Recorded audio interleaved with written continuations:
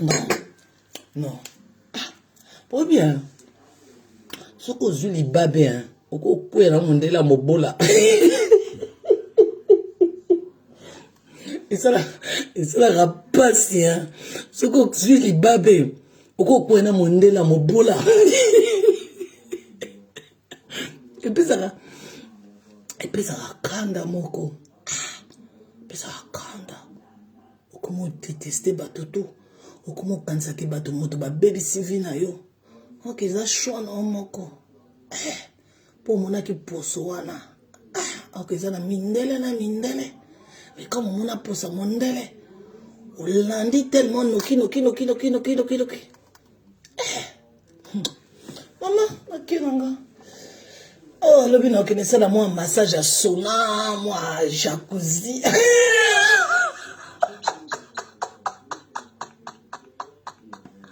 Ozozo, faya kaka na internet.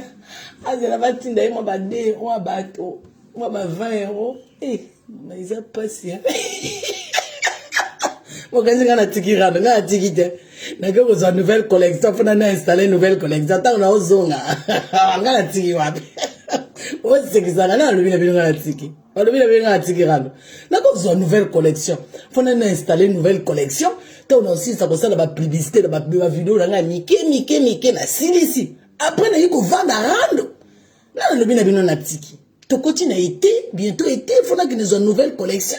Donc Mikolo n'a pas concentré moi à 2 semaines. Na lobina bino na tiki. Na lobina bino. Na la sabino ba nouvelle collection eza. Ah papa kiti a na voiture na ya ko ko matisa les choses ba marchandise. Na la sabino ba marchandise. Na lobina bino na tiki. Na tiki. Na tika nani?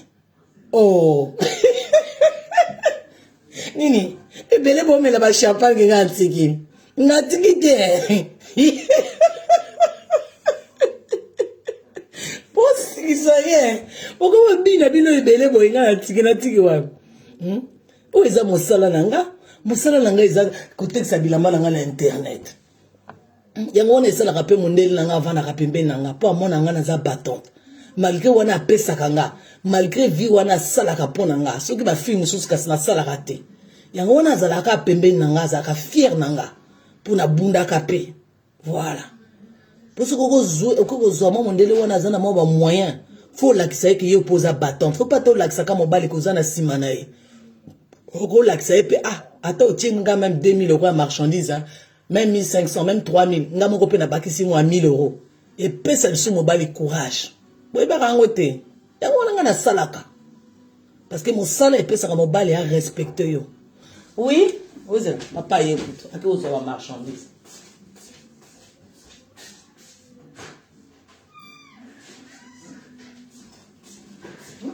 Il y a que vous avez marchandise ressources. On a filmé comme un colonne. Que vous avez marchandise ressources. Oui, marchandise ressources. Vous avez marchandise ressources. Ressources, c'est dans la carte à couloir. Eh? Le bien dit. Il y a vous avez marchandise nanga. Faut que salade. Ça y est, tu descends encore? Tu as tout pris? Ah bon? Tu as tout fait rentrer? Les choses importantes, après, il y a les petites chaussettes des garçons. Ah, il y a encore des choses dans la voiture. Ah oui, et ceux qui sont aussi dans le dressing là-bas. Merci. Tu veux un verre? Oui. Hein?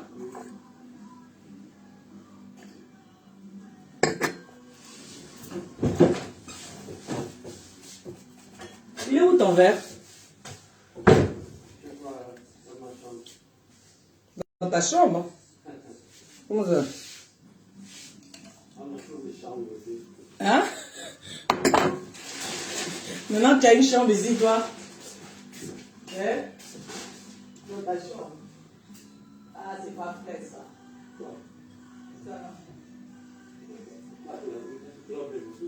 Non. Je n'ai pas bu tout.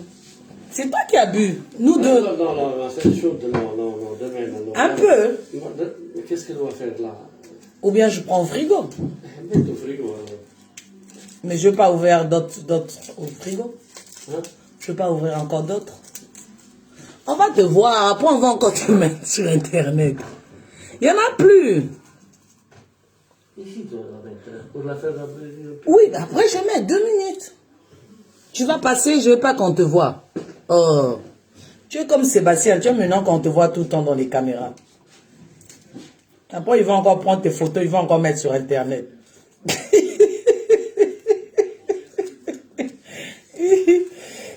Ça va aller là. Ils vont encore mettre tes photos, ils vont encore mettre ça. Tu n'as même pas fermé le frigo.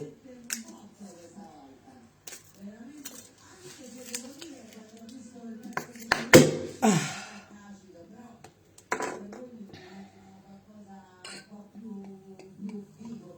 Giuseppe, viens prendre le verre.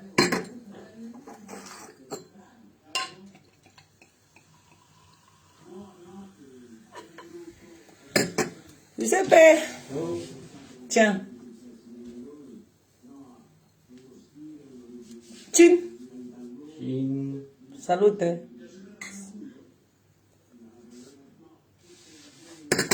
Je mets au frigo. Ah. Ah. Bon, nous avons 10 minutes après la 4 là. Donc, il en reste encore beaucoup de marchandises dans la voiture? Quelque chose. Donc, demain, il faut que j'achète une autre valise. Sinon, ça ne va pas suffire. Bon.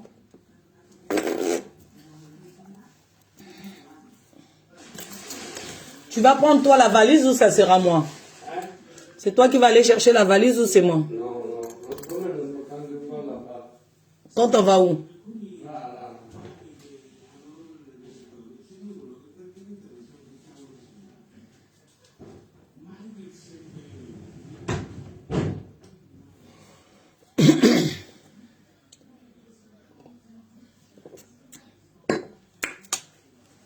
Bon. 10 minutes à 4 nanga.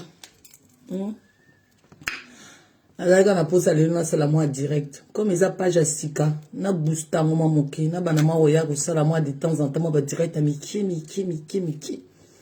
Na moni bo s'abonner belé en 2 jours. Merci na bino.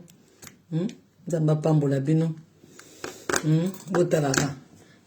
Bini belé bo tu na Lamborghini, otiki rando. Fona sala pe non. Faut ça la business, tout ça a été. Faut na côté sa marchandise a été. Na ko fona ka rando te, rando isa bien, mais faut na ça la paix. Tu na la kisi bino ba message ba cliente nanga, bazala ko tungisa nga maintenant, ozo la kisabi ozo mema biso ba nouvelle collection les sous-sauté. Fallait na yaka. De Mikolo, il faut se concentrer un peu dans la nouvelle collection. On a ça dans ma vidéo à Mickey. On a ça là, on a client dans ma message des années. On a ça là, ma vidéo à Mickey. Même temps, on a ça dans magasin. On a ça là, ma vidéo à Mickey. Pour nga ndingami ko ça là, direct à. Ya ko laksa bilamba te ozo meka bilamba oke ko longola o meki. Na pour faire ma vidéo à Mickey ndingi na ça là. Na pour faire ma vidéo à Mickey ndingi na ça là. Après na tche. Après na vana nga kimia. Pourtant na ça la vidéo à Mickey. Même pendant 3 mois, les clients bazo sombaka bango moko bazo kitaka bazo luka après ba meminga na box voilà. Yango na préfère nanga ba vidéo amike ke na sala ba direct pour na relaxer bilamba quoi. Oh Sonia Gigo ya ba Gigos. Bébé nanga Sonia. OK na wapi Sonia? Na luki lobi kuto. Na moko na ezali semaine dernière. Na lobi ce qui na moni Sonia Gigo te fona ke ne komae. Ce qui est au linga ko ya raté semaine on a linga na au coma on a privé. Na Sonia Gigo azawa. Na mona atana ba commentaire wa ba vidéo ba to ata moko te. Sonia Gigo nanga ke wapi Sonia Gigo ba Gigo za ke wapi. Sonia nanga. Faux compte nanga wana na linga kana ba faux compte tout ezala ka Sonia Gigo. Bon, bolimbi sanga ezate ke na linga te ba faux compte mususu. Mais il y a les bossos les a Sonia Gigo. Après bino tout Holandi. Mais la linga bino tout ba faux compte hein. Mais Sonia Gigo azalaka o yanga ya motema pesa. O moni ba lobaka ya motema. Mais bino tout boza ya motema. Mais Sonia Gigo azali bosso. Après bino tout bokomo landa. Hein lokola boza ebele ba faux compte hein. Wana lela bino makasi. La linga bino tout hein. Mais Sonia Gigo azali bosso. Après Holandi après aux yeux Moi si azanga mbana na ebita kenda pe wapi moi si azanga mbana na mona ka lisusu pété. Après vous avez Josiane la Queen, après vous avez Makita il faut compte à Sika. Aïe Sika, il faut compte à Sika. Après vous avez Rishi Kitoko, vous avez belé bah faut compte à moi. Vous avez belé. Vous avez belé. Bon. Puis nous tout comme langa Lamborghini à Tikirando. Naza femme d'affaires. Nako sala rando. Fona sala pe ba faire nanga. Naza pe na mobile nanga. Ye motape sanga tout. Surtout nga na kangi magasin. Soki a tikinga. Bolingi bato ba sekanga. Wana bato bazala ko espérer. Soki na tiki moi papa o motape sanga tout. Oya sala nga pona sala. Ata na sali na poto te na ko lia kaka na ko vivre kitoko. Bolinga na perdu. Tant faut de temps en temps. Na ki paye pe, na za la concentrer pe na ye. Pour moni. Pour mikolo na koma ki tourne, tika ki tata un peu trop. Donc faut, nengi na zala ki na kala. Presque tous les week-ends, na zala na ye. Et boye ba fille bele ba luka ba mindela boye. Pardon. Ngana sala ka ponga moko na linga ko sala. Sinon na za obligé te na sala. Na za na pensate. Mais na sala ka pour moi si faut sala pour na mesana na nga ko sala. Depuis na yeba mondelo ye motakotanga na mona ba affaire. Nazaki na nga ko yeba ko salate. Ça fait maintenant bientôt 9 ans que na bientôt. Ye motakotanga na mona ba affaire. Donc on a commis déjà une expérience à 9 années dans le monde d'affaires. 8 ans dans magasin nanga. 1 année avant na fonga la magasin na za ko sala pendeng na o sala boy na ndako. Voilà. Ye motakotanga na monde d'affaires. Voilà. Président na mibal misusu atazo pesa yo. Akolinga pe amona ke oyo moko pe ozozanga moi 500 te moi 1000 euros pété et ça là important et pe ça sur mobile à la pembeni na yo et pe ça sur mobile à pe ça aux valeurs. Voilà, parce que mon salaire il est tout ata mon salaire on ozo gagner belete mais moi mo kie wana et ça là mobile à pe ça aux valeurs ata mon mobile wana bala ote mais ça là pe copain na yo à pe ça aux valeurs alabate moi na moi c'est wana aza n'importe qui te pour tant na pesa ka mbongo atiaka ngoli suna ba business na ye. C'est comme ça ça y est. Nga komo na nga na ko tanga yete boluka ye komo mususu bino pe bo fula ye trop nga ko tanga so komo na ba direct na ngate na ko pupola ye me na ko tanga so komo na yete bo pesa ye valeur boy po anini bino pe ko comme sanga pesa ka bato mususu ko ba mériter te ba valeur boy pardon on a sala erreur on a des années pardon on pesa ka bato mususu ba valeur ba mériter pété bon mi mona bino moko même na tala eza erreur moko na sala sou na za ko yoka ba faux content ba za ko pesa nga ba conseil eza erreur nga na sala na kana eza te ke na kimité mais eza erreur nga na sala no ko yaka na yiko pupola mais na kipe voilà. Faut za lokola mettre na kati ya rando oye opupoli okepe soko lingi ozongi soko lingi ovadi na ope on pesa quand même anniversaire pasi alibi mais moi na fingi ayete oui oye tango kolinga ndoko soko lelo nazaki na posa na fongoli caméra maintenant na pupoli wana maintenant adversaire le ba do ye motazui contrôle c'est comme ça pas tout ce que tu vas mériter pété qui ne ko fula ba ko même pas comme on est même la mur na pardon lingi sou même pas te pourquoi ne fula rabat musu bazanga na bango tina donc mon même longue ya moto moko bo senti que moto moko azana épée danser pété azana épée kitoko pété bon mon aka moto moko comme si nzamba na ofinga basi ma bête mais bon mon aka moto moko comme si nzamba pima e beauté bon mon aka moto moko comme si nzamba tanga kelae nzamba mona déjà motema na lobeka oh ceux qui na PC longa kitoko lokola Lamborghini bato ba ko mela mai te pour on appelle ça longa mabe makamoto salaka ezalaka pena par rapport na elongi na bisoti bon on a bato souvent bazaka na bilongi mabe bazape makamo mabe bon remarquer ango bino pe vraiment ka comprendre bino te bien bolinga la ko fungola caméra na nga pona moto ndenge wana pardon bino mo boyebi nga na banga moto te mo ko ba démon na nga ko yaka awana nga mo na yepe na popo le pour l'instant ba démon na nga ezolo ba ko calculer te zaka na eloko moko na kosala wana ko kanga internet mais na okanisa soki na sali yango ekozala mabe soki na zongi ezala rendre du jamais vu botika na nani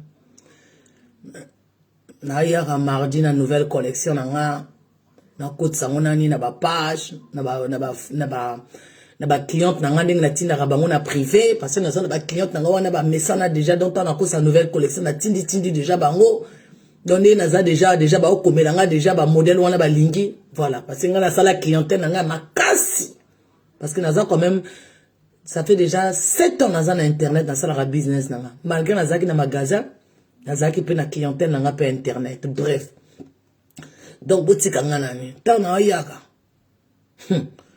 esika wana na okende sala rando du jamais vu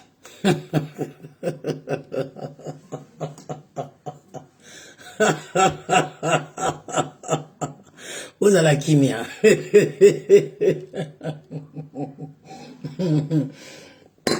bozala kimia esika wana na okende sala rando du jamais vu bato to ba YouTube bakozwa ngo bakotia ngo partout je crois même bato misusu bako se désabonner même na page na nga rando ne tombera pas au moni ba rando minene ndenge wana e bonga te ko ya kosala ngo na ba page asika ase bonga ba rando wana faut otondisi Bercy bon yango wana nazana na kimia na otala bato bozela omela maya pio rando wana na ko ya kosala bino ezana kacha ndako na ngate ezala esika wana moto moko tako ka kosala ngo depuis rando ebanda na mokili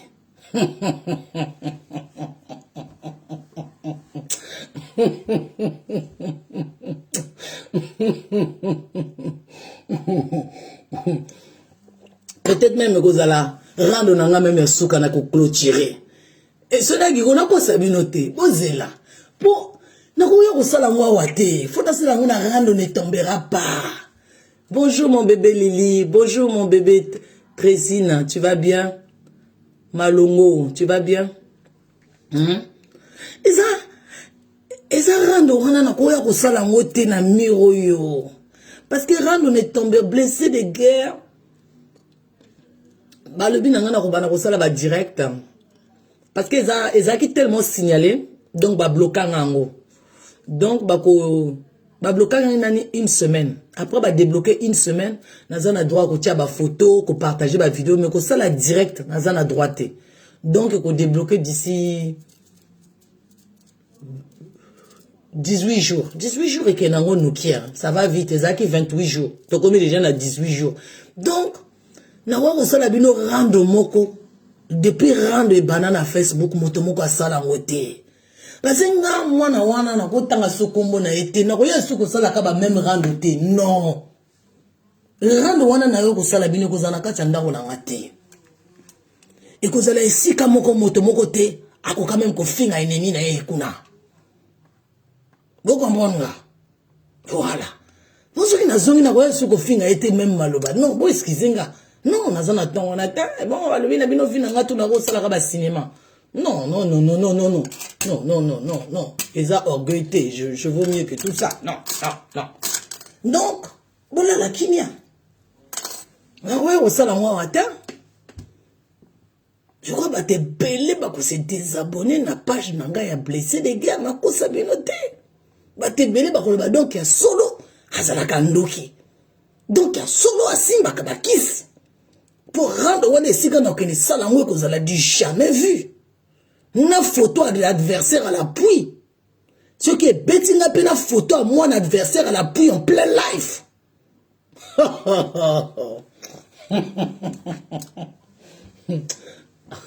bozala kimia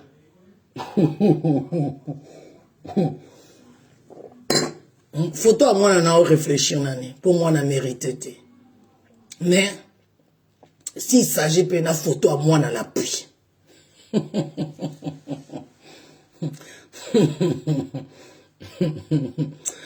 Ah, bah, je suis là.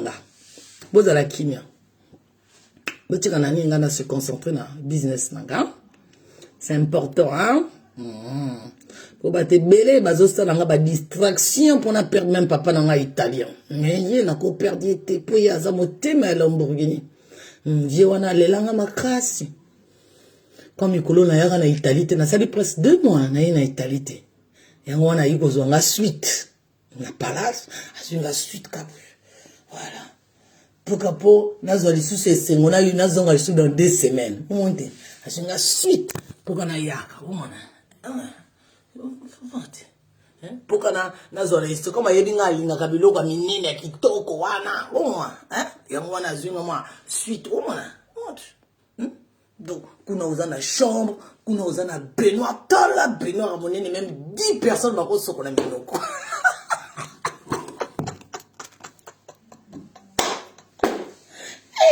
mondela boye oya kocompare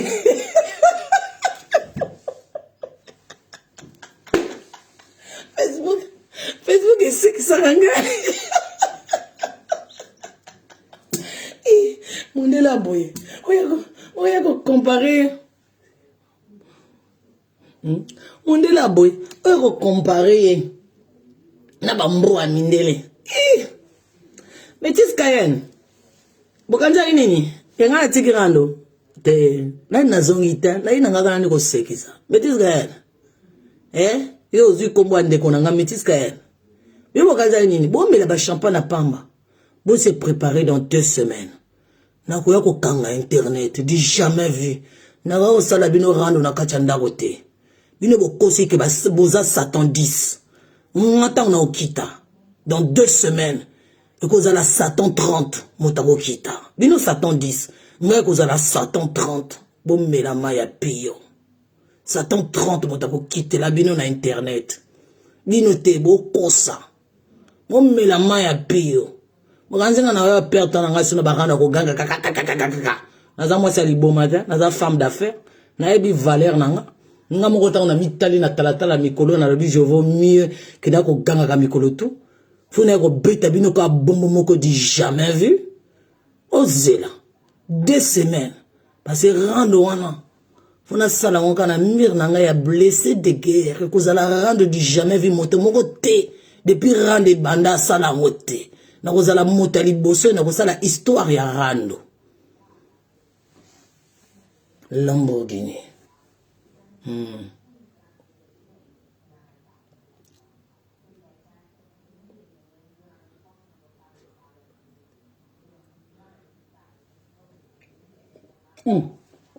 bonga lobi na bino fona bangisa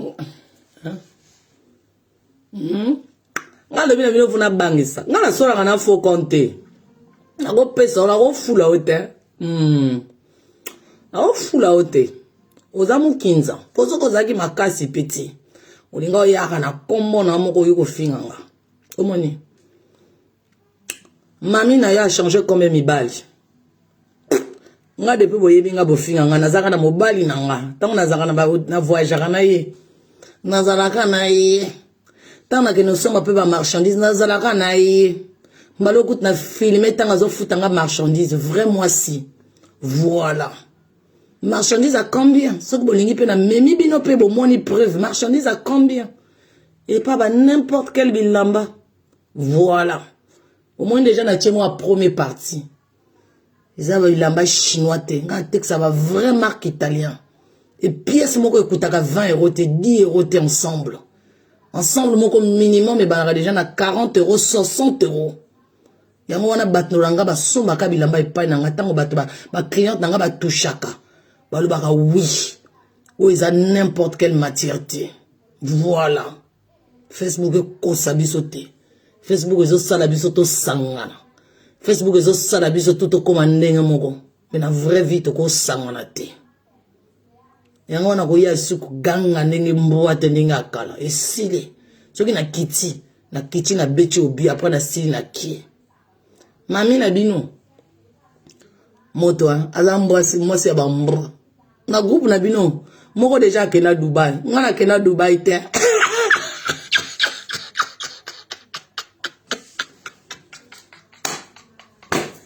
bula jenga na akenda Dubai jamais depuis maman botanga mais na groupe na bino moko déjà akenda Dubai plusieurs fois donc na groupe na bino papa c'est bon mbwa eza kuna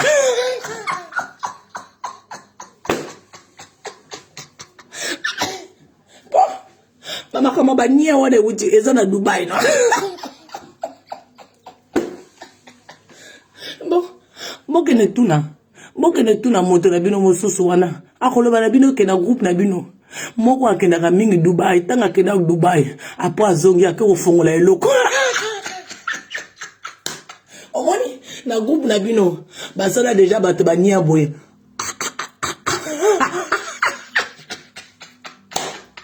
Esopi bino groupe na bino kuna bato déjà bakena Dubai. Nga Lamborghini na kena na Dubai. Mais bino na groupe na bino kuna bolia déjà bania. Bolia bania.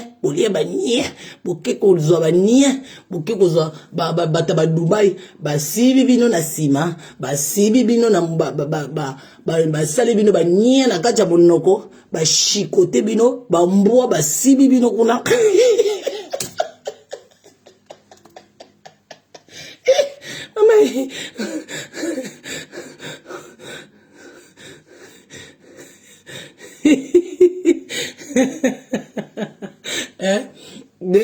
Donc eza bino ngate ngana gena Dubai te donc sopi bino moko mama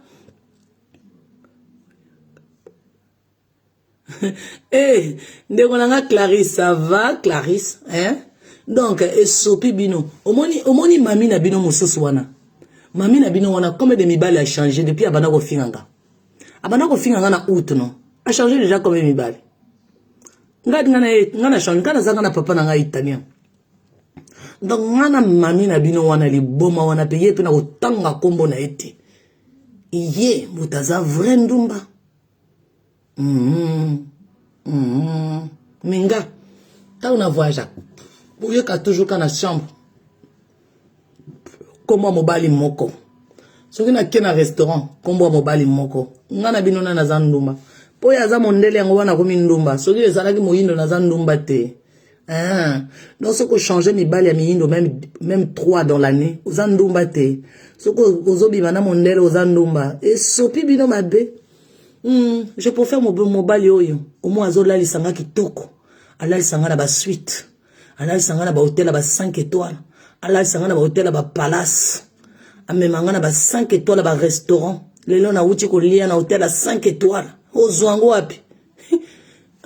Moi na bino mosala wana bozui mobali na ya memaka na hôtel à 5 étoiles a filmé biso moi selfie muke moi une fois par mois ba mema to mona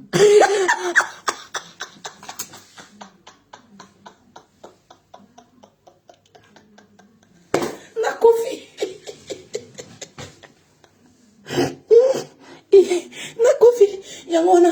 yangona mwana na bino mosala akoma kosala filtre baninga bachaka filtre couleur. Moi na bino mosala koma ko tia filtre po yena ko tanga su komo na ite moi na bino mosala akoma ko tia filtre noir et blanc a tia filtre noir et blanc au mona basile ezokene gauche droite queen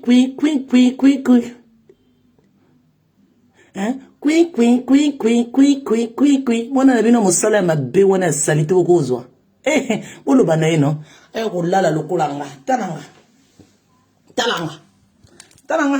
Talande naza,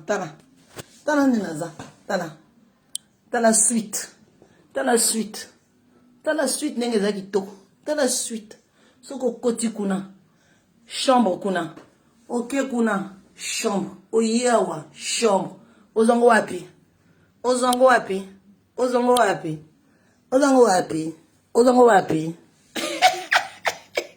Bolo bana mwana na bino mosala, mobali na ya zoye suite. Nga na kata suite. Na baso ba champagne, on senti que la suite. Ozango wapi. O finga ka bato na soni na internet. Yango wana.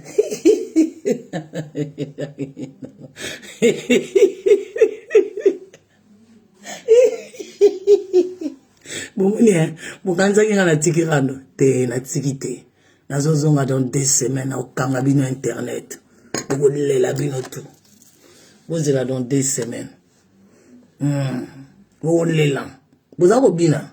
Babina raté. Pendant la comme on a sika, la première dame à Braza. Première dame à Braza qui matin. Nazo salanan. Pour mon sala motele qui tout. Moi c'est faux sala. Moi c'est qu'on compte quand la beauté. T'es quand on compte quand la beauté n'a pas été. On a compte à peine à sierra franc nanga. Voilà. Moi c'est faux sala. Mami na bino motaza ndumba. Mami na bino a changé mes bali combien? A changé mes bali combien? Nga na kati ya suite nazaka na même mobali. Na benga boyoka kombo. Giuseppe. Nazanga na même mobali. Mais mami na bino a changé comme mobali. Iye motaza vrai ndumba. Iye motaza vrai molasso. Sia. Bo finga bato na internet na Sonia. Liboma wana bolinga bo pesa nga na internet. Ezongi libino. Bo ndenge nzamba pesinga. Lamborghini a komi poser car.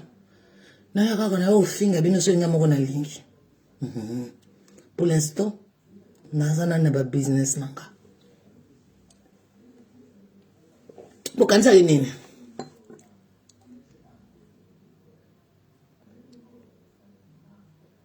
Naza première dame à Brazzaville. C'est moi. Oui, comme dans la Sika. Première dame à Brazza. Pour moi, naza référence pour la jeunesse à Brazzaville. Moi, si on a contact na beauté na été. Moi, si on a salaka. Moi, si on a foutaka bas impôts. Moi, si on a na société. Mbona bino aza na société. Mbona bino salaka. Mbona bino. Irsa fayebi. Mbona bino a cotiza. Mbona bino. Ayebi ko sala ni depuis à poto. Nga Irsa fayebinga. Nga impôt ayebinga. Nga l'État français va yebinga étant que travailleuse, étant que bosseuse. C'est ça la différence. Voilà. Voilà. Nga Irsaf bayebinga. Pour nazaki na ba employé, na ofuta tous les mois, nazo cotiser. Mbona bino depuis a tchaba kona poto a cotisant. A futa déjà moto na poto tous les mois. Non. Différence y en a. Bozanga rabato respect na internet katika bozanga. Normalement naza fi moko. Na koya même pas ko répondre bino. Na sala ka ba acte et loba na vani kimia. Voilà. Pour bino moko ndenge bozako na boyebi. Lamborghini aza puissant. Lamborghini aza fort. Voilà.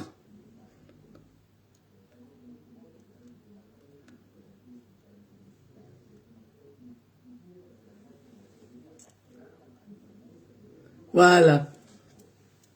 Après Sassou, c'est Marie Lamborghini. Voilà. Sonia Gigonanga a confirmé Ango. Oui, oui, c'est comme ça.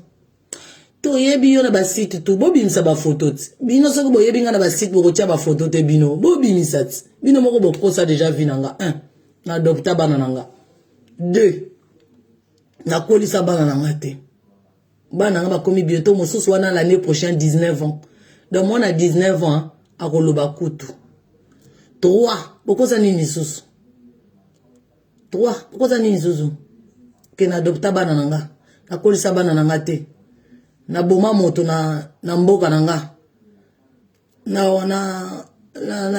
na kota bolo kwa inane na iba na Monaco wala wezo nini na kota ba garde à vue na Italie ba marchandise nanga na yibaka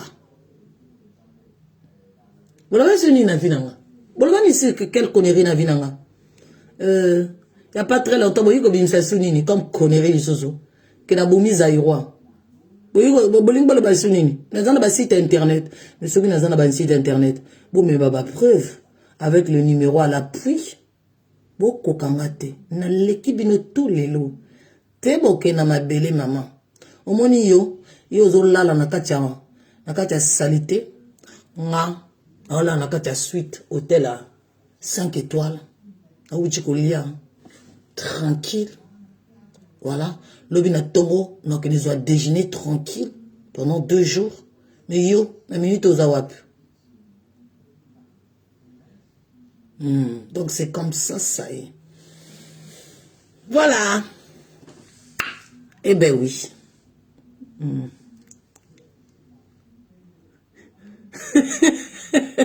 Vous avez ma cambre. Mama nga na ki par sou binote. Bino moko bokoti na ba direct nanga. Omoni na koma ko peta bino kitoko.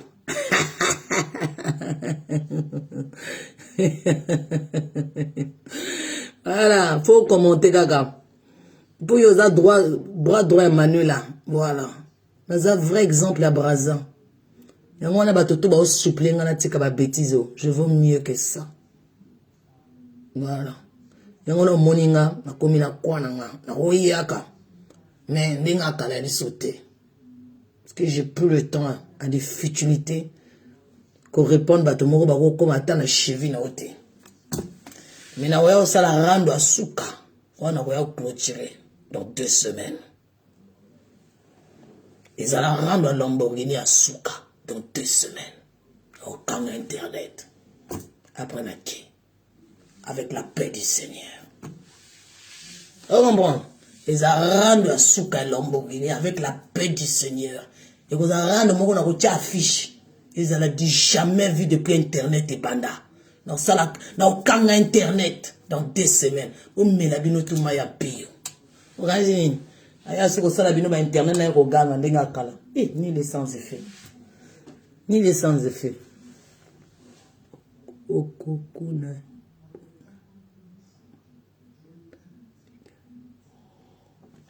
Comment na yo? Nga za kuna te. Kene omoni kene luka mami na yo mobile kitoko. Sunga ndeko na yo pour vie na ye eza misérable. Vie na ye eza passe. Naningi soko finga bato kili te pardon. Kene sunga ndeko na yo. Internet ko sabiso te. Ngane na zabuya ata na salite. Naza na copain nga wana tianga mbongo tous les mois. Voilà. Naza pe na papa abana nanga apesa nga mbongo tous les mois. Voilà. Donc ma poche nanga eza blindé. Mais ye ezate. Donc kene sunga ndeko na yo. Awoya ko finga nga. C'est mieux pour nayo. Au comprend non. Ngana za bien. Omona ilongi nanga te. Et sentir longi fille moko aza heureuse. Fille moko eloko moko ezozanga ete. Fille moko azo kanisa tende na ko futa facture. Fille moko azo kanisa tende ni ko lia. Fille moko azo kanisa tende ni ko futa ba marchandise na ye. Parce que naza bien. Voilà.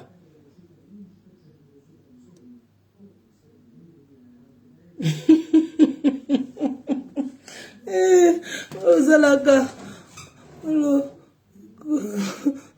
olata eza bien mon côté. Maman ofinaka bato maman tonisanga ba commentaire lelo engape lelo na ko bloquer te yo tuna te ngana bloquer bato te na bloquer ka soki nga moko na décider ozala kuta ebele ozala wa maman Tony sanga ba commentaire lelo nga kuna yuko sala rando te yuko zo Tony sa ba commentaire maman na bloquer yo te Tony sa ba commentaire nga Lamborghini na koma na esprit ya rando kanzi nga na ko bloquer ou nga na ko silika pose koma maman Tony sanga ba commentaire esepeli sanga maman o finga nga na zo mela champagne nga za na kati ya suite yo bete dio zana na braza na kinchacha kuna una braza kuna ozana ndako moko peut-être courant ezati mais ozo finganga na za kata suite na omela champagne ou peut-être yo vanda na Paris kuna ovanda na ndako moko kuto ba mpuke kotaka solo di maka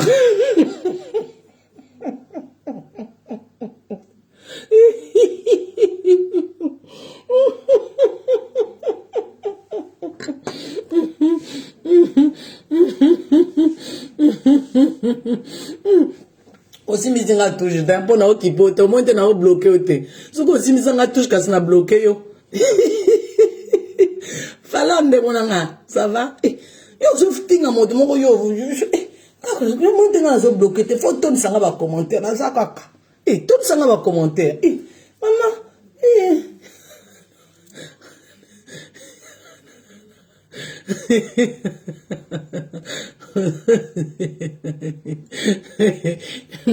moi de na bloqué nga mungu na koma mutu e koma blender na rando na mama finga moko ekota nga isute okazi boza okoma nga na wako silika ayo te Comment dire?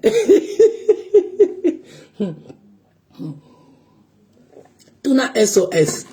SOS za ko finga ngana mire na ngana za ko tika iti. Mokolo ngama on a décidé pour na bloquer. Ngana bloquer bato kilikilité pour na mafinga. Ngana tika kutu bata mafinga. Ngaso na bloquer mota mafinga bon na lembi na lobi bon journée mardi kana bloquer. Ngana bloquer bata mafinga kilikilité. Ngana ka blender na côté wana. Na bloquer kilikilité. Tuna SOS na bino. Asa ko finga ngami koloto na direct na ngati. Ngana ko bloquer ta. Bon, mon colombo na lebi bon. Comme à fond, la gana peut ba caméra te pour finir bas adversaire. Moi ni go tanga comme on a. Allez, na bloqué peu maintenant. Après on a bloqué. Na bloqué ma finga te. Na ma finga ko tanga te pour eza vie na ngate, pour eza makambo solo te. Bon on a bloqué pour la nuit. Na go bloqué ce que je soanga. Que soanga ngate. Maman. Luka mobali pona ndeko na yo. Pona mami na bino ha bo luka ye mobali ya bien wana go sunga ye wana go longola ye na pasi mobali wana ko wana za bien bon mona mami na bino go changer po mibali lokola ba mbwa wana boko ko zwa biso lisusu wana mobali ta ko pesa ye mo 4000 wana mobali ta ko bimisa ye mo 10000 wana mobali te akoko sala eloko bien donc boyoka mawa na mami na bino internet ko sa biso te na kera nga kolala oyo kama wa na mami na bino abo ya ko finga rabato nga pe na finga bino ata bo finga nga iswa nga ta nga pe na finga bino Clarisse yo pose la makambo bongo c'est la wana Maria ko bloqué te Karine na Chantal a bloqué kate yango nde ngala bloqué kate Sonia Kiko ngala bloqué na kilikilité yango la ba fokot ba lembaka ngala bloqué kate ma finga ni yo tsala nga pasi Clarisse yo tika ngako Clarisse yo zanga mbongo te poni moi Sonia Kiko kuta prometanga ba champagne nga na ozela tele lo ba champagne ya raté Clarisse pas nous linga rotungisa nga boy. Clarisse coûte na kalas. Soki na zaki na esprit makasi te kasi na bloqué. Na ebandela ba rado soka yekaka. Azo chrétienga. Na za occupé te. Na ma finga équipa, surtout ma finga motazo koma isala nga pasite. Na ma finga wone ko sala nga pas soki mota fongoli caméra. Mais bato wana ba komaka. Ngai tala nga te. Surtout soki ezali sous faux compte. Menga na za kuna te. Le bas que vous avez vrai compte you ko finga mais faux compte ça veut dire vous attends samba lola pas finga ni ko swanga ngakuti bo pesa nga déjà ba makambo to internet ni ce ko swanga pas pas finga ni bo ko finga nga swanga pa mama pas finga tout déjà bo loba nanga ni ne ko bo ya ko finga nga lisunga Lamborghini na vandi nanga boye ko finga nga pena eswinga ni ne ko swanga bino moko bo comprendre que ma finga na bino esi mbakate yango wana bo blinga bo sala 2 zones ke ko bima na ko bo mazaiwa esi mi pété ba preuve bango pe na ozela bo meni pe ba preuve pété bon ma finga nini wana bo ko finga nga wana ko swanga nini po bino moko déjà na ebandeli bo sala randa buzoba ma finga nini eswara nga te soko eswara nga kasi na kima ku internet eswara nga te potanga bato ba mona façade na nga ezolakisa te wana bino bolobaka mais parfois nga pe na zaka yango wana mikolo bomona yoki ba conseil bato bomona yo calculer bino te so soit bino to Lamborghini azo type bino soutien pour fona rendre moi c'est kitoko lokola nga ezala pour so bozana moi c'est kitoko lokola nga naza kitoko naza pe na élégance faut moi c'est élégance azala. Pour ce qui est na bini, vous avez sur moi c'est élégance na grande ta. Faut moi c'est élégance na zala na adversaire à mami na bino. Faut na zala taille, na beauté, na zala ba moyen na nga na viva kitoko et le moko ezanga nga te. Voilà. Donc faut na zala. Pour ce na zate na ko manquer bino tout ebele. Na manquer mami na bino ebele yango wana. Yango ata na fongoli caméra na nga boye déjà et pourtant d'habitude kuta na fongola ba caméra na nga boya raté La banque Sarabino makasi hein. La banque Sarabino hein. Nakeluka chargeur nanga. Nakela et pas ya chéri nanga. Kozana na copain wana lingi ezala esengo surtout wana sala ka biloko wana yo linga. La suite kitoko. Nakene zo chargeur nanga. Mama mami na bino akozo mobali wana kolalisa na ba suite. Mami na bino akozo mobali wana kolalisa na ba suite akozo ngo wapi? Ta okena mabele. Ezala mbona bino wana bokoko zwa wana. Akozo ngo wapi? Sia. Mama, arozongo, arozongo, arozongo, va charger nanga, arozongo, sia, arozongo, ya oyo, ya boye, arozongo,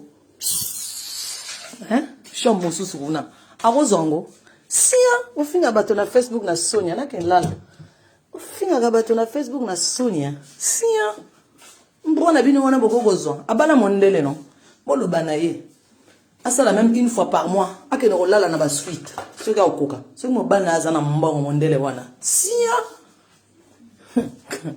zo papa vrai godoma omona te suite omona te sia omona te sia suite à 2 télé tout na kati sia 2 frigo ozongo wapi sia finga bato na Facebook na bino na Sonia bolo bana mbona bino ye pa bala mondele ti.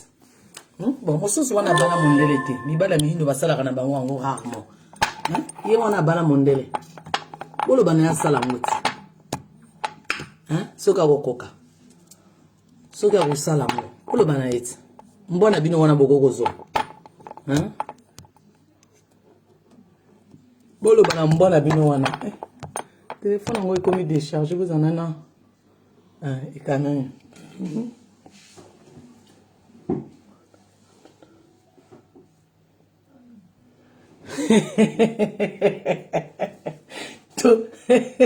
To ye po bana na bino bayaka ki na life na biso mobali na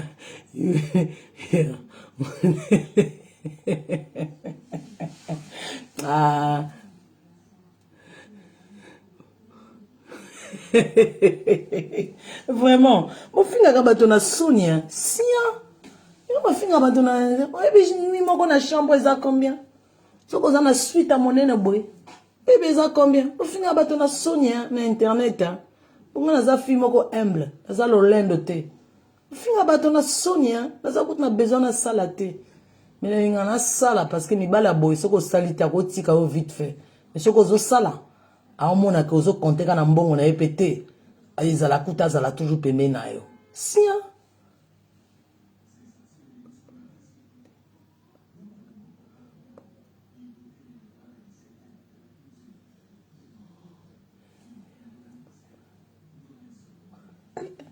Ya za mama lopango wapi? Nga za propriétaire na poto pe lokola eti.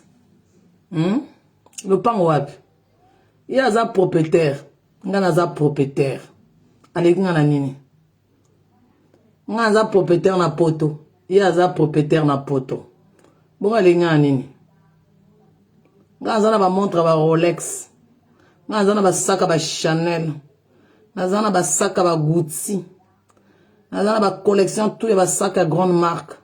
Dans la collection, la montre à grande marque. Pas imitation avec les factures à l'appui. Dans la propriétaire na poto. Allez, la nini. Na leki. Voilà. Naza marié, mais naza propriétaire. Naza marié, na la takaba montre, on les a coûté 12 000 €. Ozango wapi na poto. N'importe quoi. Allez, ngani. Ya monoko makasi. Allez, ngani. To sala défi na eti. Alakisi nini? Voilà. To sala rando na ye déjà. Alakisa ba makambo tu wanati. Na kota ba grand magasin na mema biloko na nga tout ba valida ke za ba original alakisa ba papier na nga ndako malgré ko rarité kala mingi te na yiko lakisa sous ba compte bancaire nanga ba relevé bancaire na lakisi sous tout bato ba moni voilà aleki mosika rien que penser alimentaire à bala nanga c'est 2000 € déjà imaginez na wana na ganaka na ba business na wana italien a pesanga imaginez par mois na ganaka combien petit imaginez na ganaka combien par mois Bobanga kabato. Maintenant, mbwana bino wana. Aganaka combien par mois? Ce qui mbwana bino aganaka bien petit. La CAF balinga ki basunga eta. La CAF balinga basunga eta. La CAF baza obligé ba pesa ye mbongo. Ce nga zo kosa. Ah, mais ma biso preuve qu'a gagné la CAF tête. Pour mon délai na za mobola. C'est ça la différence.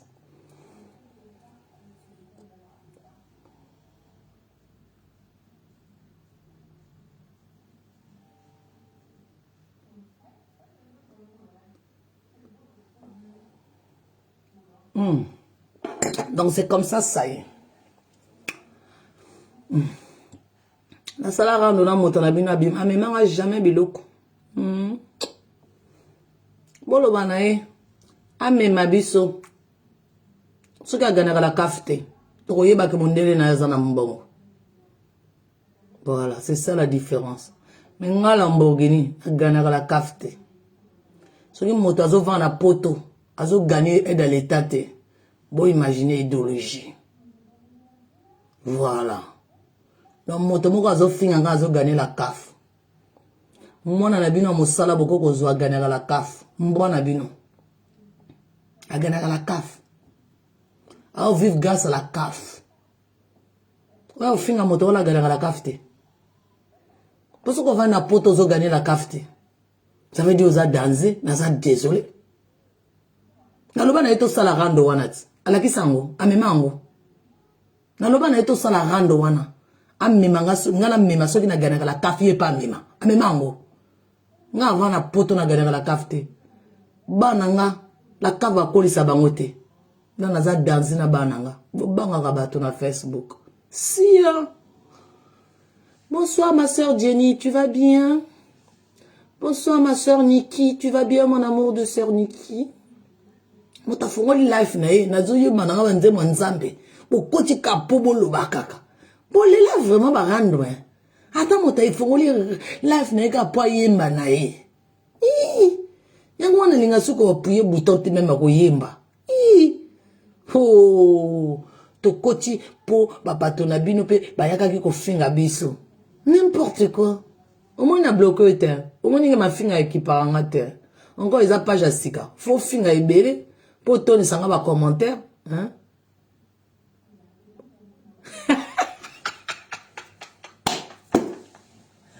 Jenny a levé calaboye et binopé. N'a sali même pas 2 semaines. N'a sali qu'à moi 8 jours. Donc 8 jours comme il cala. Et binopé. N'a sali qu'à 8 jours à Pamba.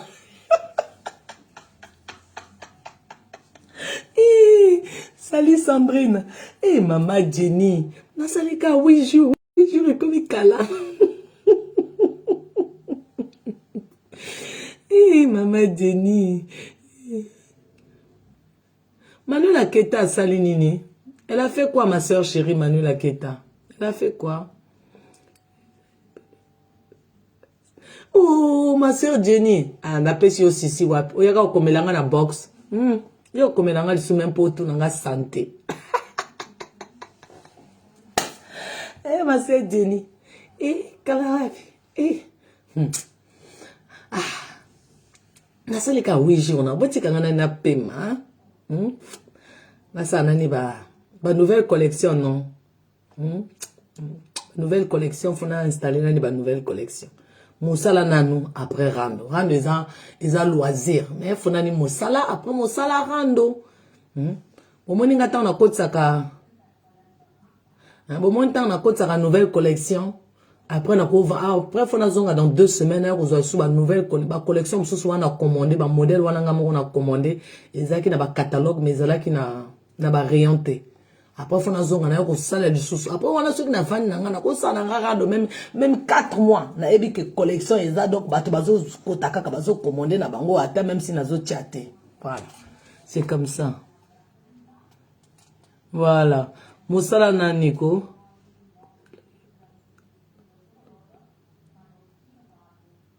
Ah. Moi, ça 15 ans. Ouh, joyeux anniversaire, ma bébé Nanga. 15 ans, hein, à Coli déjà. Joyeux anniversaire. Ah, tu as vraiment aimé monter. Oui, oui, oui. Emmanuel Keita, oui. Ma soeur, c'est une femme super. Ma petite sœur, Emmanuel Keita. C'est une gamine, hein, malgré les gens disent que c'est une grande. Non. Emmanuel Keita, là, 36 ans. Non, c'est une gamine, Emmanuel Keita. Malgré les gens disent qu'elle a âgé, elle n'est pas âgée, Emmanuel Keita. Et vu que sur Facebook, là, tout le monde peut venir mentir ta vie aussi. On va faire comment? Emmanuel Keita, elle n'a même pas 40 ans. Je suis sa grande sœur. Mais bon. Sur Facebook, là, on va faire quoi? Tout le monde vient mentir, non? La vie des gens, non? Il faut accepter seulement. Moi-même, je dois avoir le courage d'Emmanuel Keita. Malgré on l'insulte, elle ne répond jamais.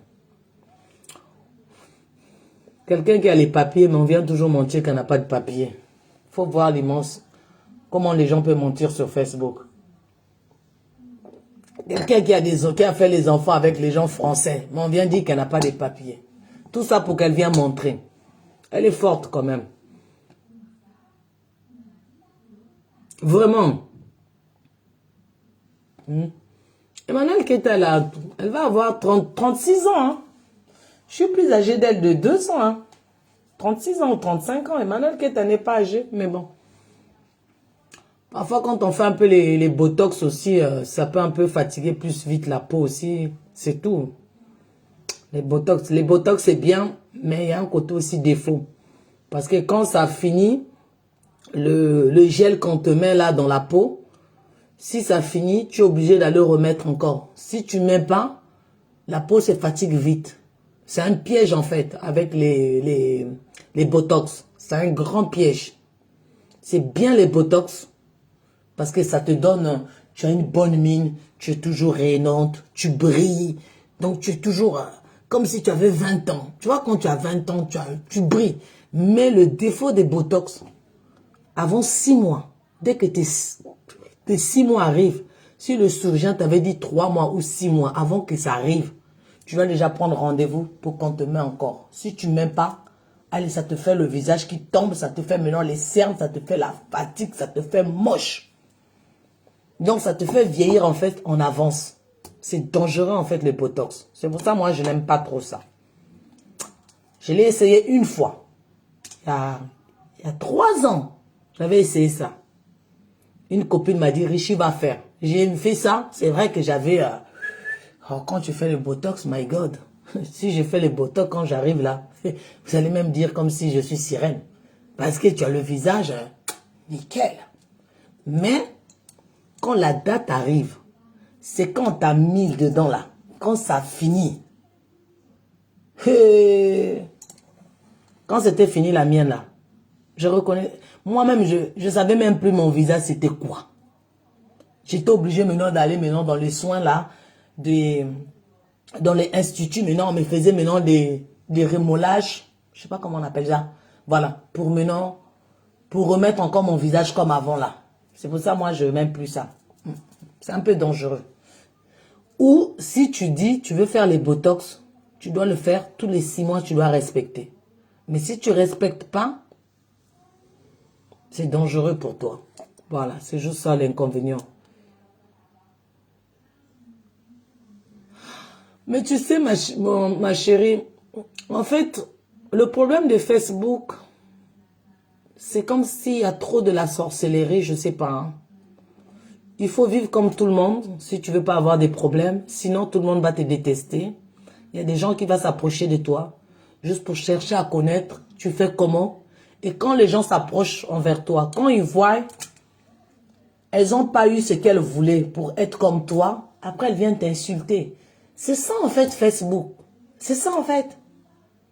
C'est pour ça moi quand les gens maintenant m'approchent, c'est sans méchanceté. j'ai maintenant peur vraiment de faire rentrer les gens vraiment dans ma vie. Parce que quand tu fais rentrer quelqu'un dans ta vie, surtout dans les gens qu'on rencontre dans les réseaux sociaux, excusez-moi de dire ça, mais d'un autre côté, c'est la vérité. C'est les gens là qui viennent encore t'insulter dans les réseaux sociaux. C'est toujours les mêmes personnes en fait. Tu vas apprécier quelqu'un, tu vas le considérer comme une sœur, mais les jours où tu vas chercher à te retirer, c'est cette personne qui va venir même mentir, vu qu'Africain est bête. Parce que pour nous les Africains, au moment où tu parles avec quelqu'un, les gens croient que tu as confié ta vie avec la personne. Donc tout ce que la personne va dire, les gens vont croire. C'est ça qui est triste avec nous, les Africains. C'est un peu dommage, mais c'est comme ça. On va faire quoi? On doit vivre avec ça. On va vivre avec ça. Moi, les gens qui m'insultent sur Internet, c'est des gens que j'ai jamais vus dans ma vie. C'est des gens que je connais même pas. Mais quand tu vois quelqu'un qui prend son caméra, qui va faire croire aux gens qui connaissent ta vie même mieux que toi, ça fait peur. Qui peut déjà dire sa vie au plus profond à quelqu'un que tu n'as jamais vu, que tu n'as jamais mangé? C'est impossible. Non, c'est impossible. Mais c'est cette personne-là qui va venir dire même, je connais, elle a fait ça, elle faisait ça. Quand je parlais avec elle, elle disait ça, elle disait ça. Mais vu que nous les Africains, on aime ça, mais on va croire. Mais on sait que c'est pas vrai. Juste pour détruire l'autre, on va faire comme si c'est vrai. C'est ça qui est dommage sur Internet. C'est pour ça Internet, si tu n'es pas prêt sur Internet, ne fais pas l'amitié avec les gens sur Internet. Reste dans ton coin. Sinon, tu risques de détruire ta vie sans te rendre compte. En fait, Internet, c'est un endroit où tu dois être forte. Tu fermes tes deux oreilles. Tu n'écoutes plus les insultes. Tu deviens comme un mur. Là, tu peux fréquenter tout le monde sur Internet. Pas tout le monde. Là, tu peux rigoler avec les gens sur Internet. Mais si tu n'es pas forte que ça, ne salue pas tout le monde sur Internet. Sinon, tu vas détruire même ton destin que tu es venu chercher ici en Europe, juste pour Internet. Eh oui, moi-même, je suis la preuve vivante. Parce que si je n'étais pas forte, je voulais détruire même ma vie ou mon avenir. Mais tellement que je suis forte, à cause de ça même, je suis sûr même mes adversaires, quand ils sont assis, ils disent non, la fille là, elle est courageuse, elle est très forte.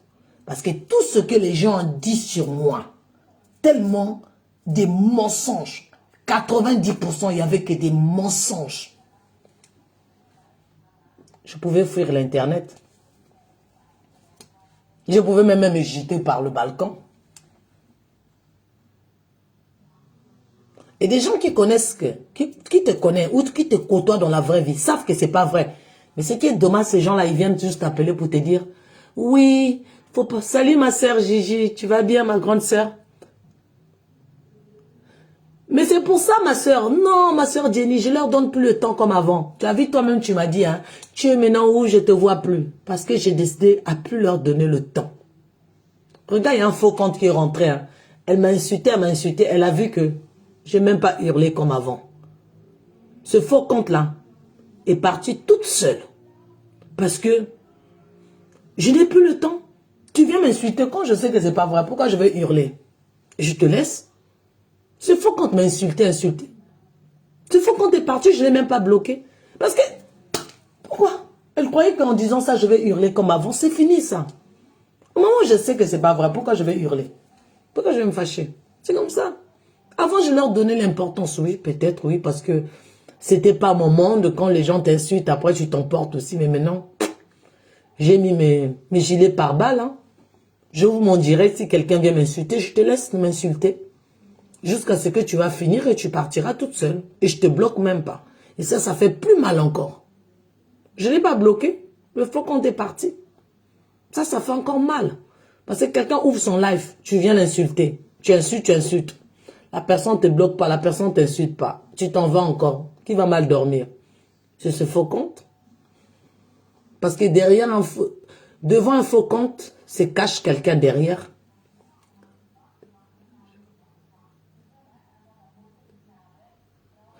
Oui, Emmanuel Keta, tu sais. Oui, ma soeur. Oh, ma soeur Jenny, j'ai compris, mais non, j'ai plus le temps à ça.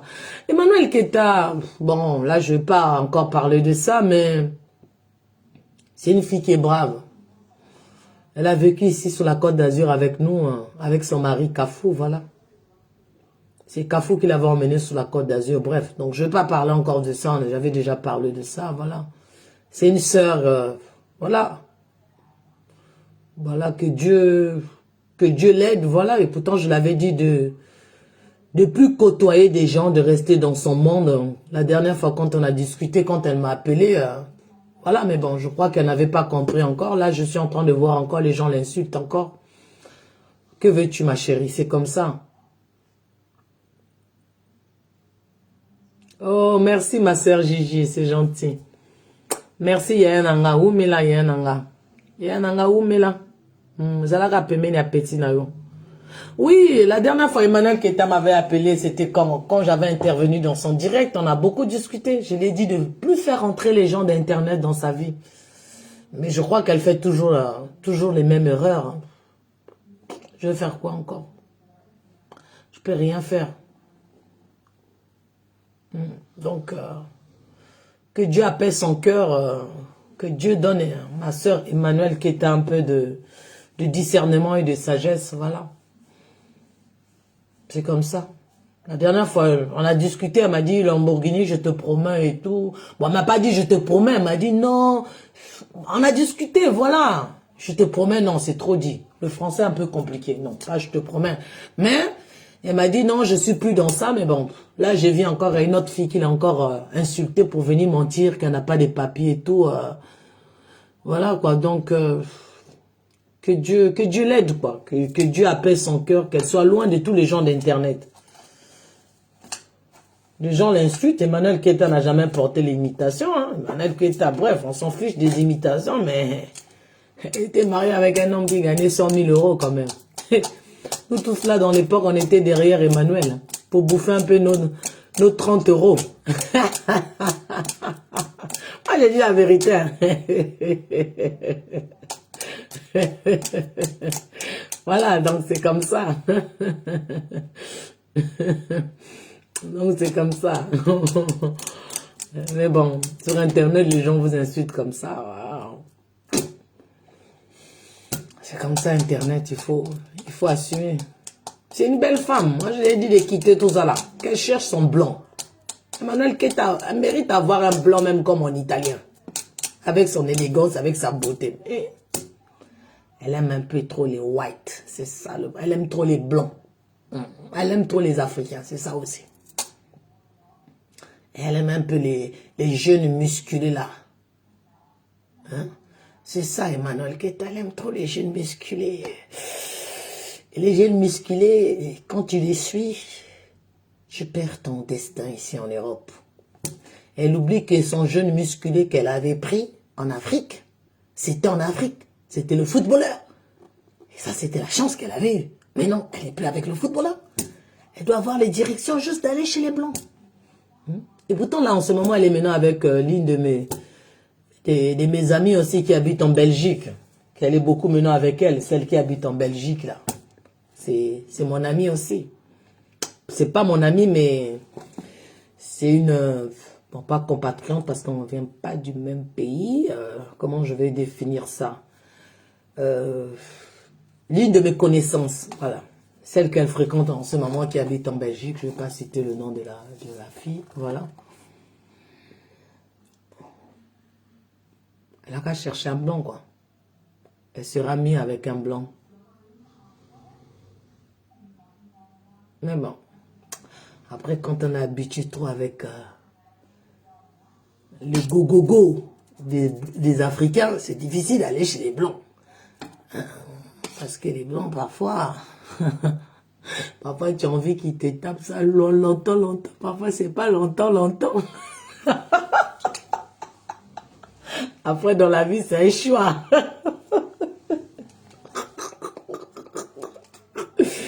Voilà.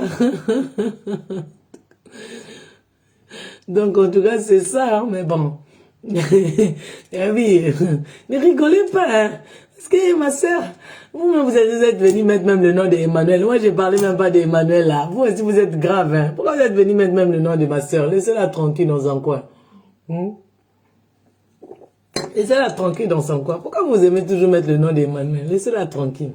Moi, j'étais venu pour moi parler d'autre chose. Hein? Laissez ma soeur tranquille. Tu rigoles encore, hein? N'importe quoi. Laissez-la tranquille. Elle aime trop les... Hein? Les vibrations là, fort là. C'est ça. Et les vibrations fort là, quand ça te prend... Tu oublies parfois ton destin. Surtout, elle est ambitieuse. Elle est ambitieuse. Elle aime le boutin. Elle aime ça au Gucci. Elle veut dormir dans les suites. Les vibrations là ne te fait pas dormir dans les suites. Il te donne juste vibrations, après c'est fini. Elle oublie. Avant, elle était avec le footballeur. C'est normal, le footballeur était... Il gagnait, Cafou gagnait 100 000 euros. Ou 80 000. Mais les autres là, est-ce qu'ils gagnent comme Cafou? C'est ça le problème. Affaire à suivre. Bon, laissez ma soeur tranquille, on va parler d'autre chose. Vous rigolez encore. Vous là, vous êtes grave. Hein? Laissez-la tranquille. Elle va bien, voilà. Sauf qu'elle tombe juste sur des gens qui sont mauvaises. Des gens qui veulent juste détruire son image. Qui viennent toujours répéter les mêmes mensonges, voilà. C'est toujours la même chose, même disque. Même disque, même disque, même disque, même disque. Même disque, même disque, même disque. On est fatigué même d'écouter cette disque-là.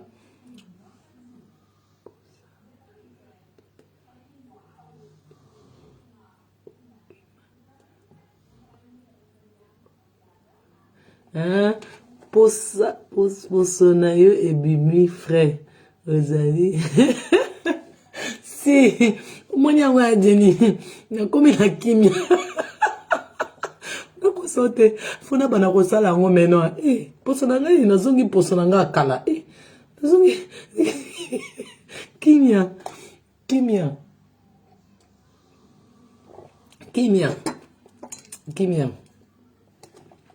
oh kimia c'est trop dit en fait. J'ai compris en fait ndenge ka otete lazaro yebisanga kutia rando liboso te. Mais moi l'erreur que j'avais fait na tiaki trop rando liboso. C'est ça en fait. Maintenant, j'ai compris. Rendre les gens en lokola, ok, les betaka balle. Oye, obeti ta. Au kangi, caméra na yo, ok, non, même un mois, au zongi ta, ok.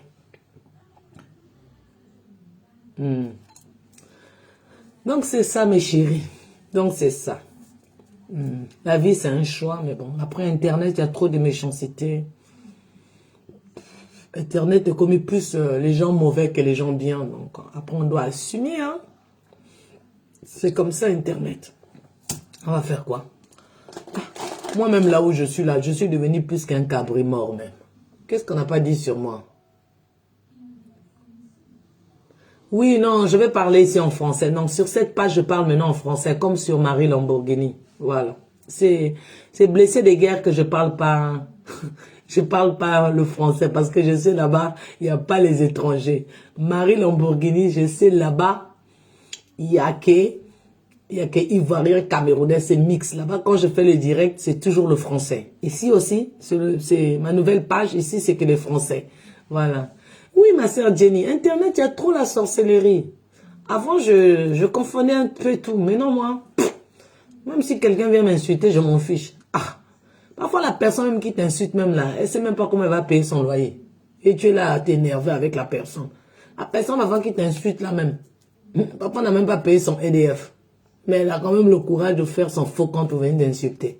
Ah, pardon, c'est fini moi. Moi-même, faux compte, tu viens m'insulter comme avant là. Je ne peux même pas m'énerver. Je te laisse m'insulter même, je te laisse sur mon mur. Jusqu'à ce que tu te fatigues, tu t'en vas. Lamborghini, j'ai décidé ça. Pouf!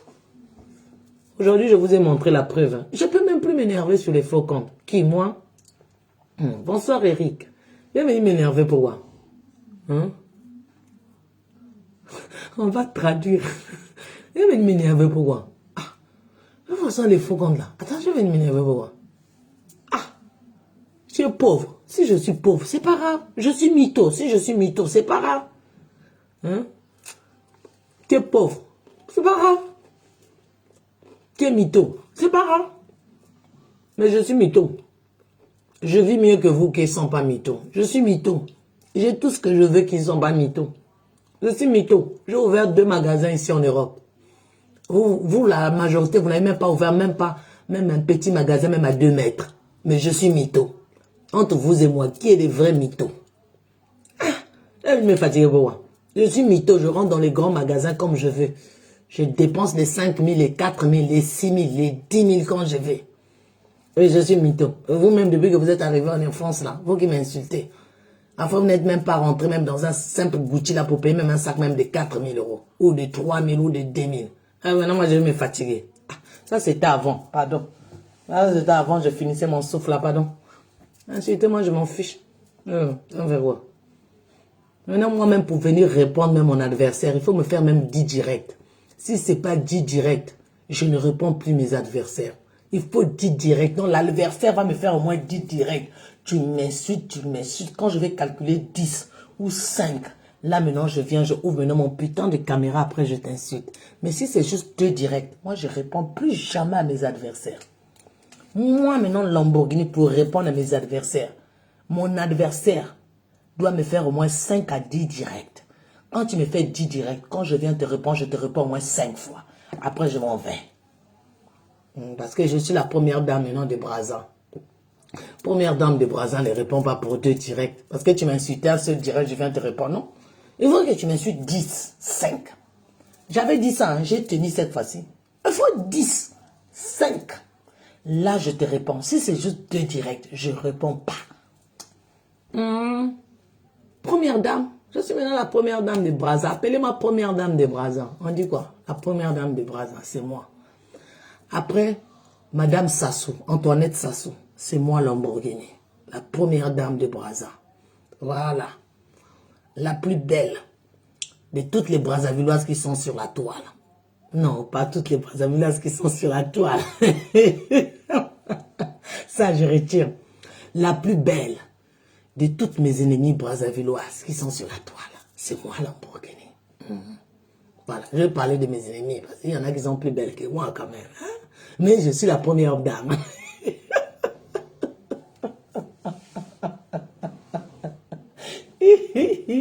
Donc mes chéris, la nouvelle collection, elle est magnifique.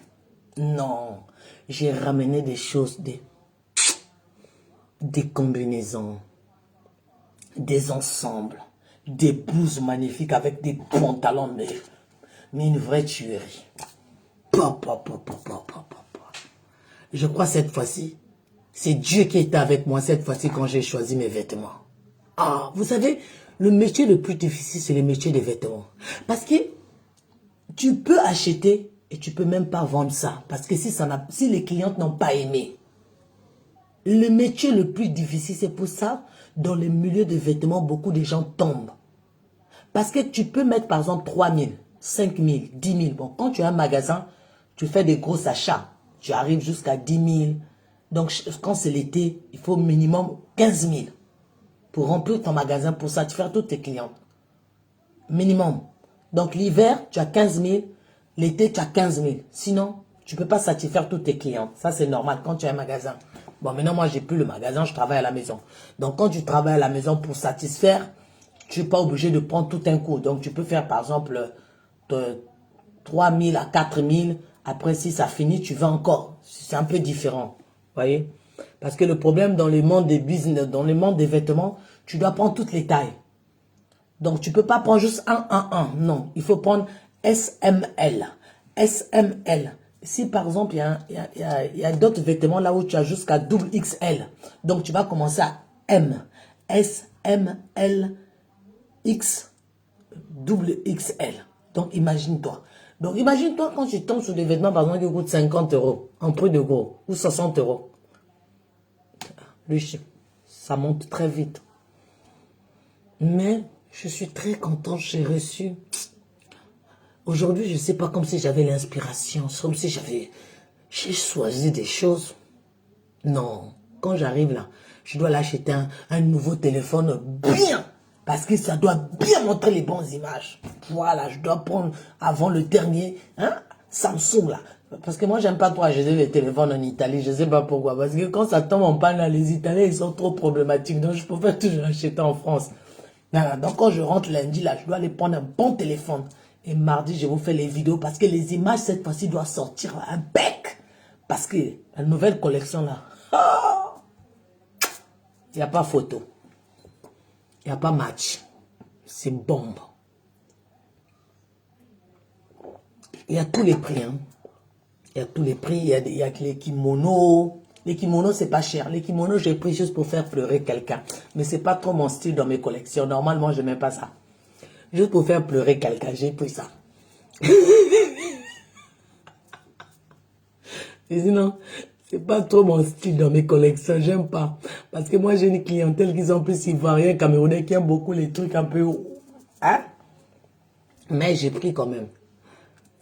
Bon, maintenant, pour ma clientèle camerounaise, ivoirien, surtout camerounaise, cette fois-ci, je ne les ai pas satisfaits. Demain, je crois que je dois retourner pour prendre pour eux. Parce que ma clientèle camerounaise aime beaucoup les habits transparents. Là où on voit presque les fesses. Voilà, elles aiment ça. Là où c'est déchiré, là. Elles achètent ça vite fait même. Donc demain, je dois encore retourner pour aller prendre pour ma clientèle camerounaise. Leur style à eux, sexy là. Sexy provocant. Là, j'ai pris plus style ivoirien, Congo. Maintenant, demain, je dois aller prendre le style camerounais. Si j'ai pas le temps demain, dans 2 semaines. Voilà. Parce que les Camerounaises, elles aiment tout ce qui est transparent, tout ce qui est sexy, tout ce qui est provocant, elles aiment ça. Tout ce qui est chic en même temps sexy. Bonsoir Virginie, tu vas bien? Eh, donc vous tous là, aujourd'hui là, personne n'a sommeil. Hein? On est là en papote, hein? Ça fait du bien. Abonnez-vous massivement, c'est le nouveau... Hein? C'est notre nouvelle page. Ici, on va commencer à faire nos émissions ici. Hein? Voilà.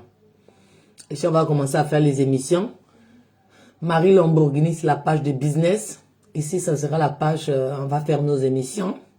Blessé de guerre, c'est la page de Rando.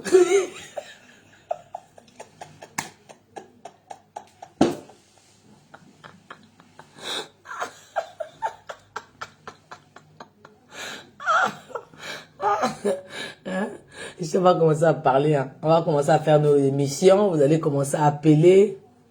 Vous allez commencer à appeler, donner vos avis, voilà. On va commencer un peu à faire les émissions. Les émissions même de lingerie là, je ne sais même pas pourquoi j'ai arrêté. Pourtant j'avais acheté plein de lingerie, moi-même j'ai arrêté. Oui, il faut t'abonner maintenant, voilà. Ici là, ça va être la page, on va parler, vous allez appeler, voilà. Il faut que j'aille à...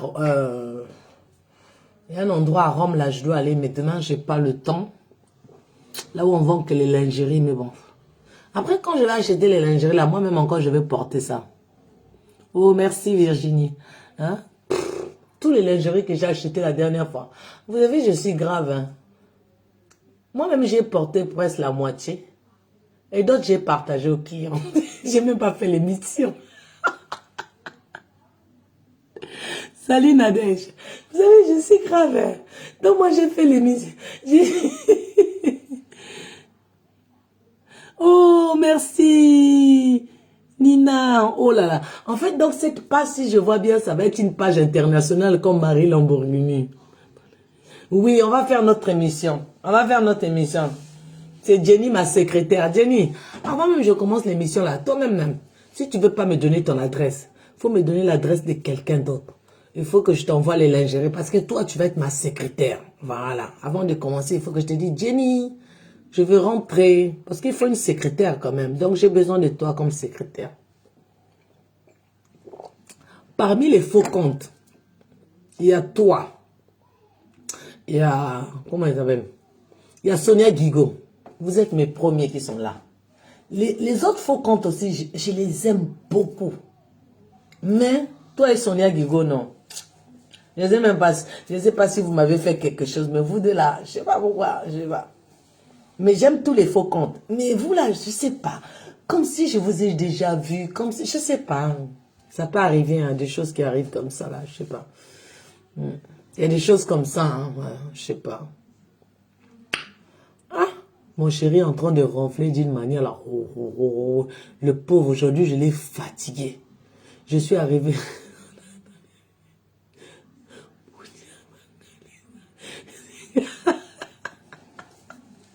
On va faire l'émission.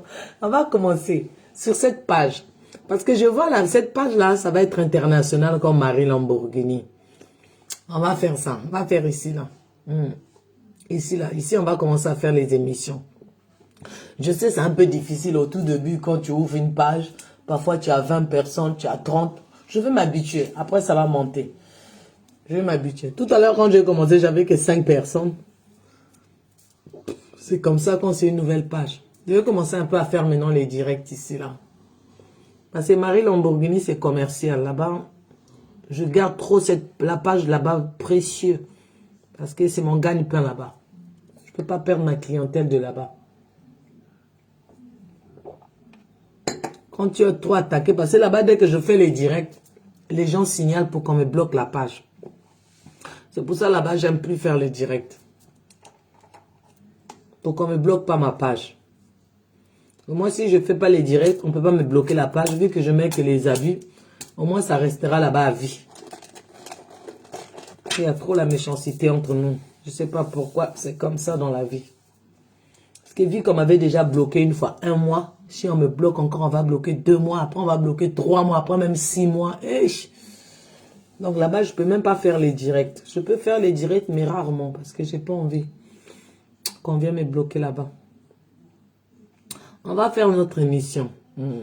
L'émission incroyable. Il est quelle heure? Chérie, on est resté longtemps. Moi, mon chéri, il ronfle, il est fatigué, le pauvre.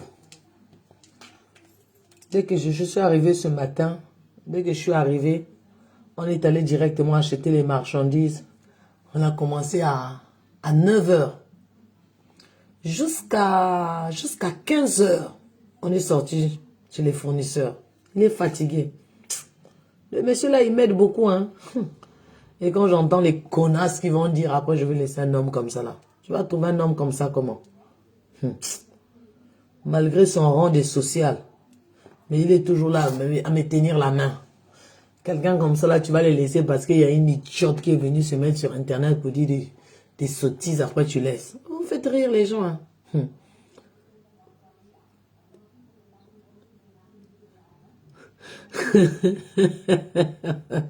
Oh, merci Nadège. Et tout ça, c'est cannabis au thé, tout ça, la raka. Alembi na ya lali. Aza fatigué. Tu pas dire que ça, la course de. Ton côté, ma fournisseur, 9 h 30. Dès 15 h. Tu mis dans ma fournisseur à 15 h. 15 h, on est sorti là-bas. Alembi. Bon, il y a souvent avant d'aller dans Mutuka, c'est la ngara libanda. Parfois à côté, parfois avant d'aller dans Mutuka. S'il s'agit de payer après à côté, à foutu, après, voilà. Malembi. Ah, ronfler, ah.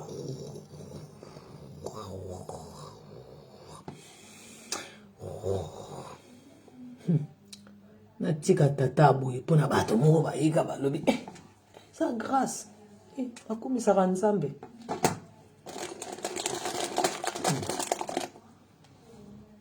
Ako izaka nzambe atika moto nanga akipanga wana azaka gentil nanga. Ah, depuis combien de temps? Je suis commerçante. Ça fait maintenant 9 ans. J'ai fermé ma boutique.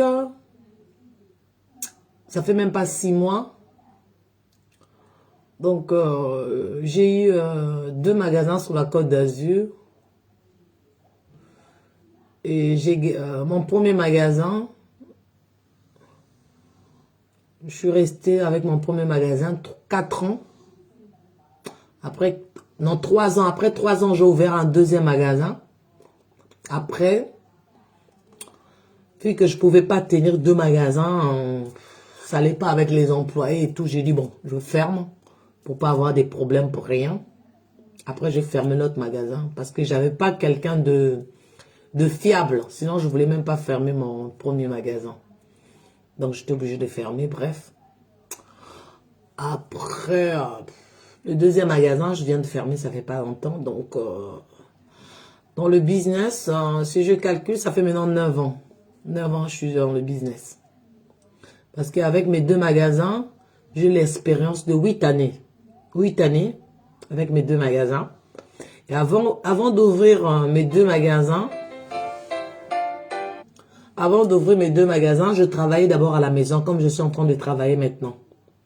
J'ai travaillé à la maison pendant 1 année.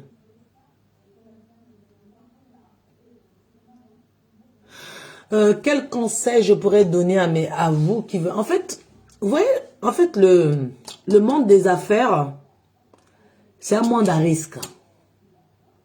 Moi, un conseil je pourrais donner aux gens, si tu n'es pas prête dans le business, va pour toi travailler, tout le mois tu sais tu as l'argent. Parce que où tu fais, le monde des affaires, là où il n'y a pas beaucoup de risques, c'est exotique, c'est le bar, restaurant, tu vois, tu fais ton snack, il n'y a pas de risque. Pourquoi? Mais le monde des vêtements, perruque, il n'y a pas de risque. Vendre des produits éclairissants, il n'y a pas de risque. Mais le monde des vêtements, c'est trop risqué. Tu peux tomber au jour au lendemain. Moi, si je tiens le coup, si je suis arrivé jusqu'à 9 ans, parce que j'ai un baobab qui est derrière moi. Donc, je peux tomber. Il va encore me donner le fonds de commerce. Parce que pourquoi je dis que c'est risqué? Parce que je peux aller acheter une robe maintenant. Ou un ensemble. Je veux vous ramener. Peut-être vous n'allez pas aimer. Ça veut dire que j'ai perdu mon argent que j'ai investi. Donc, il faut que je cherche encore un autre argent encore. Parce que je n'ai pas récupéré ce que j'ai mis. Donc, je l'ai perdu. Or, dans l'alcool, tout le monde aime l'alcool. Donc, ça plaît toujours à tout le monde. Exotique, tout le monde mange. Donc, ça va toujours plaire. Je ne veux pas dire, non, ton manioc, c'est pas bon. Non, parce que tout le monde va boire l'alcool. Donc, il n'y a pas de préjugement, voilà. Mais dans les habits, c'est très, très difficile. Dans la coiffure aussi, c'est pas si compliqué. Parce que si tu sais coiffer, dans la coiffure, tu n'investis pas. C'est juste tes mains. Tu dois juste bien coiffer. Par exemple, moi, je suis coiffeuse. Mes perruques, mes colorations, c'est moi-même qui fais. Ça, c'est une nouvelle perruque. Moi-même, j'ai fait la coloration. Moi-même, j'ai fait la coupe. C'est moi-même qui fais mes coupes. C'est moi-même qui fais mes colorations. Là, par exemple, j'ai fait 4 perruques encore. Parce que l'été, j'aime un peu les carrés et tout. Et les autres, je dois encore couper. Donc, la coiffure, tu dois juste apprendre à bien coiffer. Tu n'investis pas. Mais les vêtements, c'est le commerce le plus risqué. Où tu peux tomber au jour au lendemain. Si tu n'as pas... même si tu as le fond les plus costauds, tu tombes toujours dans le commerce des vêtements. Sauf si tu as quelqu'un qui est derrière toi pour te soutenir. Même quand tu tombes, qui est prêt encore à te donner encore des finances. Par exemple, comme moi avec mon copain. Moi, je peux tomber aujourd'hui, je vais vers lui encore, il me tend encore la main. Il ne me laisse pas. Donc, j'ai cette force, moi. Donc, je peux ramener ma collection. Si ça ne plaît pas aux gens, je m'en bats les couilles, je le mets. Et je reviens encore dans 1 mois ou dans 2 mois. Il me prend encore d'autres marchandises encore. Ça, c'est une grâce que j'ai. Mais si je n'avais pas lui, ben, je tombe aussi vite fait. Parce que je vais avoir marre. Ben, tu mets 3 000, tu mets 5 000, tu mets 6 000, tu mets 10 000. Eh ben, tu n'as pas fini, tu vas récupérer. Si tu as mis 10 000, tu récupères que 5 000. Ben, si tu as mis 3 000, tu récupères que 1 500. Et à un moment, tu tombes. Parce que tu vas manger avec quoi? Donc, les vêtements, c'est le travail le plus difficile. C'est trop risqué. C'est bien si tu ramènes des collections où ça a eu des succès. Ça veut dire que tu récupères tout ton argent. Mais si tu as ramené une collection, malheur à toi, qui n'a pas eu de succès, tu as perdu tout ce que tu as investi. Eh oui. Surtout quand tu as un magasin.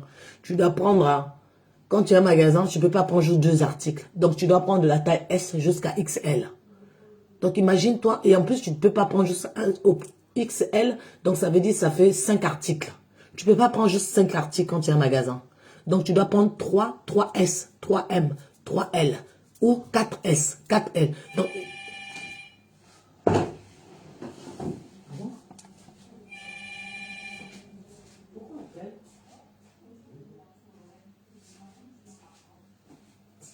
ah non. Oh, c'est les voisins à côté qu'on appelle. Je croyais que c'était nous. Donc, en fait, si ça n'a pas marché, tu perds. Mais quand tu travailles à la maison, oui, c'est nous.